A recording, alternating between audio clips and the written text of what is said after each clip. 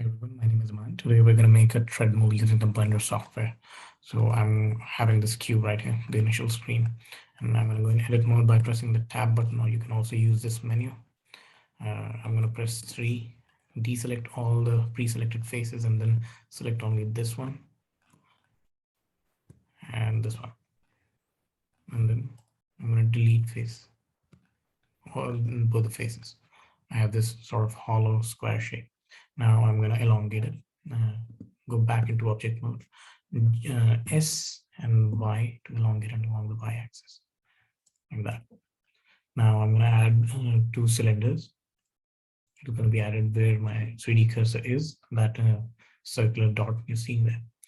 So cylinder, I'm going to reduce its number of vertices from 32 to 16, make it a little bit rough. Now I'm going to rotate it by pressing R, Y, and then 90. And then G and Y, move it along this side. Shift plus D to duplicate it, and then G and Y to move it again. Simple.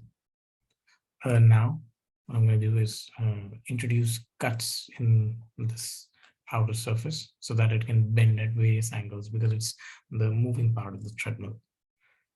So I'm going to go into edit mode after selecting this. You can go into edit mode by this menu or pressing the tab button. Now I'm going to select this face, then Control plus R. The loop direction has come, the yellow line. I'm going to select it, and I'm going to select where it is, but I don't want to give it any sort of position with respect to the x-axis or the y-axis. So I'm just going to press right click and it's going to return to the default position. Now I'm going to make the number of cuts from 1 to 30. 30 cuts. Similarly here, I'm going to introduce 7 cuts. Control plus R. Not this loop, this loop. 7. Similarly, this one, Control plus R, this shape, default position, 30. Similarly, this to the second face, 3 to enable the face selecting mode, selected, Control plus R. Not this shape, this shape. Not any other position, right click to go to the default position, and the number of cuts is 7. Okay, so the basic shape is ready. I'm just going to elongate the cylinders a little bit. Otherwise, this upper layer will slip when I turn on the animation. So I'm going to go back into object mode, select this and press S and X. I'm just going to elongate it anyhow, and then I'm going to input the value 1.5. I'm inputting the value manually just to be precise with both the cylinders. S, X, anything you want, and then 1.5. Like that. Now the cylinders are wide enough that the upper layer will not slip if it ever gets too tight during the animation. Now I'm just going to select this upper layer and come this menu and enable the wireframe. This will enable its cuts in the object mode. Also, I'm going to select this and I'm going to go in this menu right here and apply cloth characteristic to that. And to the cylinder, I'm going to apply collision characteristic, and similarly to the other one. And now if I play the animation, look what happens. The upper layer sort of slips as if it's just a cloth wrapped around 2 solid pieces. So now what I'm going to do is select this cylinder. And right now I'm in frame 1 of the animation. The total frames are from 1 to 250 and 250. So in this first frame, what I'm going to do is first I'm going to press N. This will show me the coordinates of any selected object. And for this cylinder, the y-axis coordinate is 3.184. So what I'm going to do is right click on it. Oh, sorry, just a sec.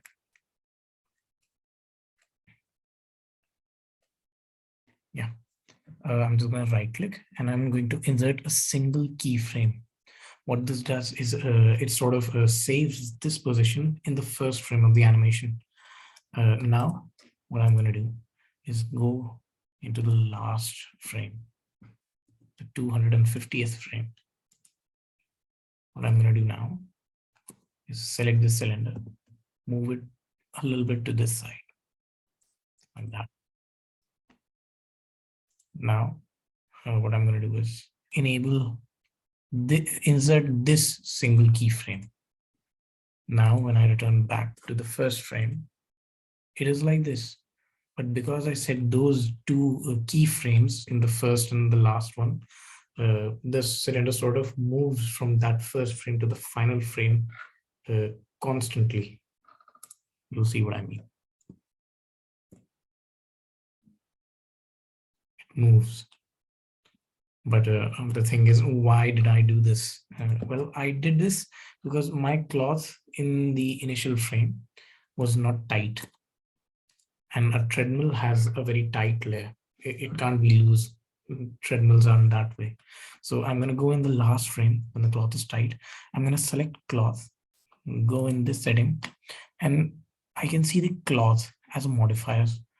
And I'm going to choose apply. Now, even if I come back to the first frame, the cloth is still going to be in that position.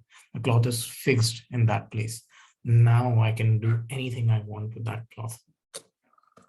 And it's going to stay that way. So that's why I moved it to first tighten it and then put it in that place. Now, what I'm going to do is come back to the first frame. And the angle of this cylinder currently is 90 degrees. And if I go to the last frame, the angle is still 90 degrees. What I'm going to do is make this cylinder's angle something else so that it also rotates in the animation, just like how it moved when I changed some values. So I'm going to press R and then X. I'm going to make it 1100. Just any value you can pick. I'm going to pick 1100.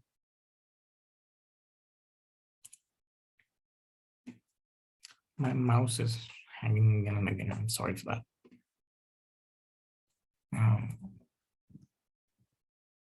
1100. I'm going to insert this as a keyframe now.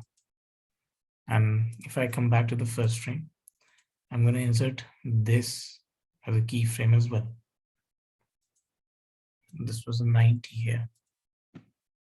I'm going to insert this as a keyframe as well. So now if I play the animation, look what happens. It moves and rotates as well. But what I don't want right now is that it doesn't move, it just rolls.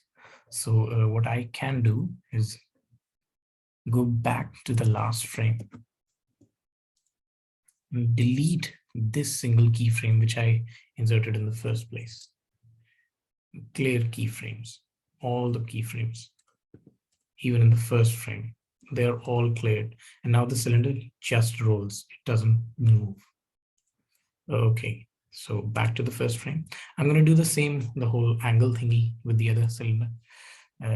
Its angle is currently 90. I'm going to insert it as a single keyframe in the first frame of the animation. And in the last animation, I'm going to just rotate it. Just any value. And then I'm going to input 1100.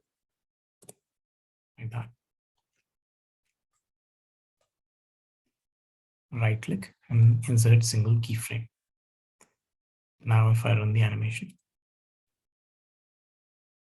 they work just like a treadmill would. The only thing remaining is that the cloth doesn't move with them. You know, it has technically no friction. So what I can do is I'm just gonna make this whole coordinate menu go away by pressing N. I'm gonna select this whole thing, and in the modify properties,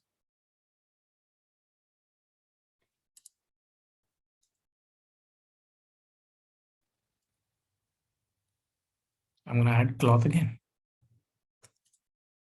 If I do that, It's going to behave like a cloth again. What I did earlier was just apply it in that specific orientation, but now I have added the cloth characteristic again. So it behaves like a cloth again, which I reset earlier. Also, in this animation, you can um, adjust the tension of the cloth. For example, if I come here, the stiffness, right? So if this tension is 15 and if I up it to, let's say, 1000, look what's going to happen in the animation. The tension increased, the treadmill is now sort of tighter. So this is just a customization. You can do it any way you want. You can also customize the wheels, sort of give them some shape by extruding and insetting and everything. It's completely up to you. So this is how like the basic structure of the treadmill is done. After this, it's just customization. I hope you learned something from this video. Thank you.